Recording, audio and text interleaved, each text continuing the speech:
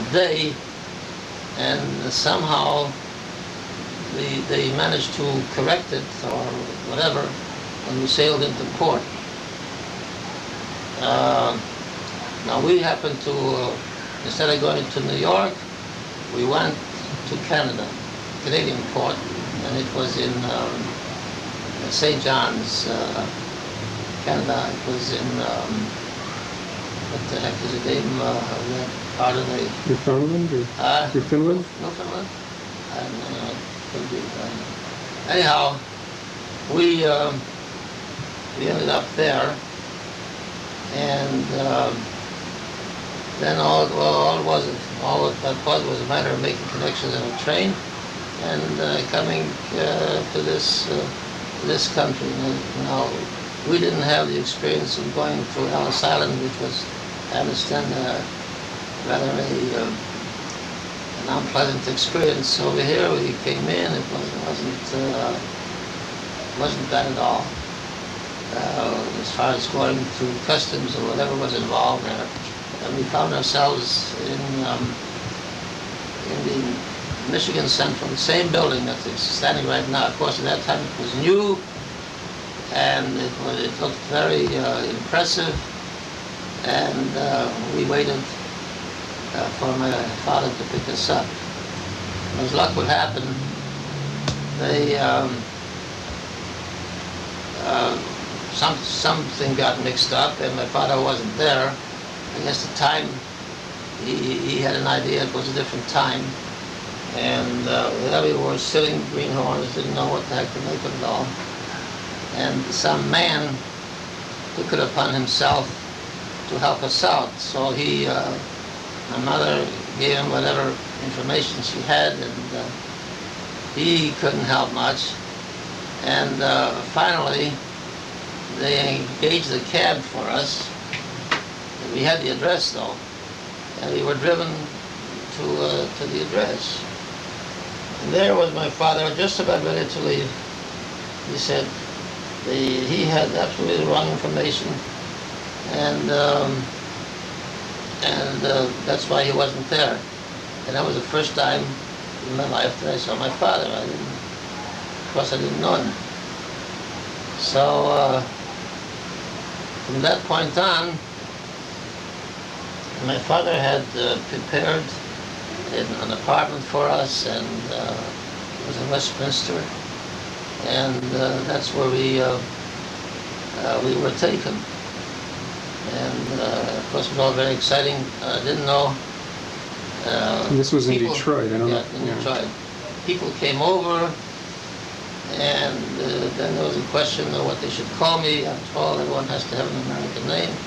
My name was called Elia in Yiddish, which in Hebrew it's Eliyahu. And they said, oh, his name should be Alex. That's remained my name. It remained my name ever since.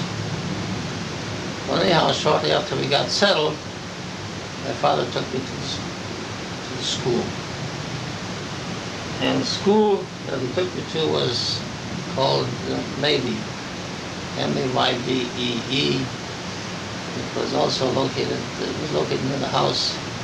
And they asked my father what grade they should put me in. Well, according to my age, I should be in the 3rd grade. So they didn't care whether, it didn't seem to matter whether I knew English or not.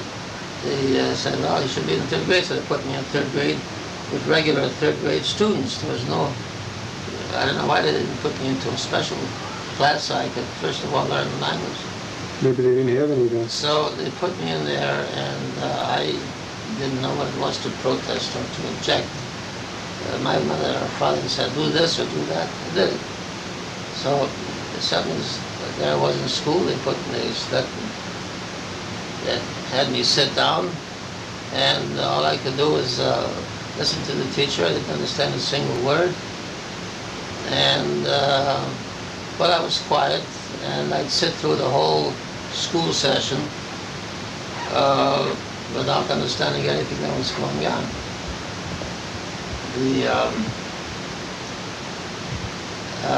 The only time I would understand was when she put figures on the board. I do remember the name of the teacher, Miss Summers. I thought that was the most glamorous person in the whole world, and a nice American lady, which I wasn't used to.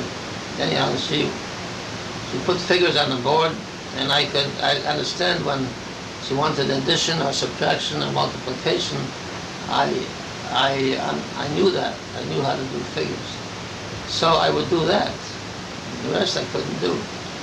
Then, of course, I had the experience of having all the kids line up and go to an art class, which is where the kids would sit and drew and cut out papers and so forth. This was an experience that I had never had. Anyhow, I sat through like that the whole semester, and without any effort on the teacher's part to give me any special instruction, they somehow began to understand the word here and there. And the kids, my father sat down with me, and to the extent of his limited knowledge, he helped me a little bit. And it was quite customary for the kids to get together and go to the library. So we lived in a neighborhood where other kids, they pay attention to. And I ended up going with some kids to the library. And in that manner, just one thing led to another, and before I knew it, I was able to understand what was going on, and began to hold my own in class. Now, as soon as I was able to keep up with the class, summer school, when summer vacation came along, it was somewhat quite customary for the kids to go to summer school. So I went to summer school and made a few grades like that, and before long, I was where I should be in the proper class. And from there on, it was just the usual existence of American type of life, School, Hebrew school, which they soon enrolled me in the United Hebrew Schools here. So I go in regular school all day, and then in the evening I go to the Hebrew school every day. And I continued that way until my bar mitzvah, and then after that, until I graduated. As far as so you learned most of your knowledge of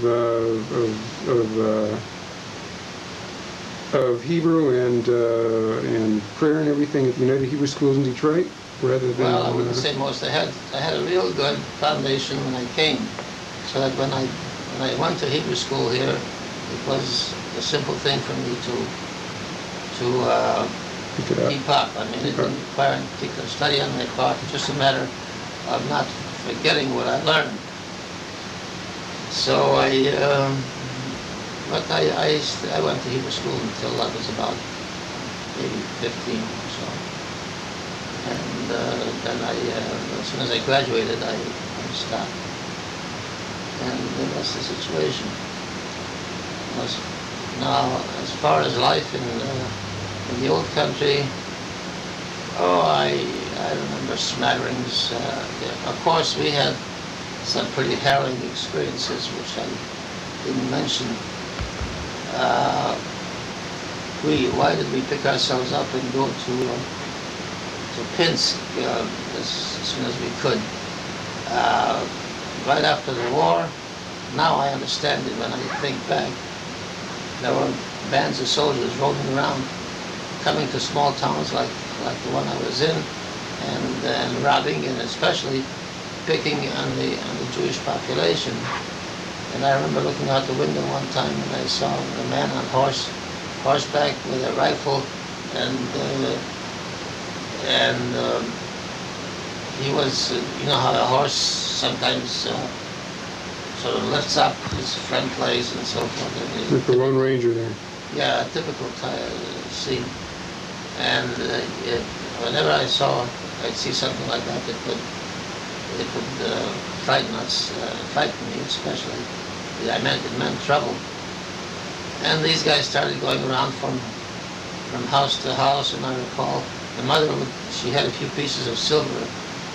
It was spoons and knives and so forth, so she would let me carry it because she figured it wouldn't bother a small boy. And they came to the house and started looking for something to rob.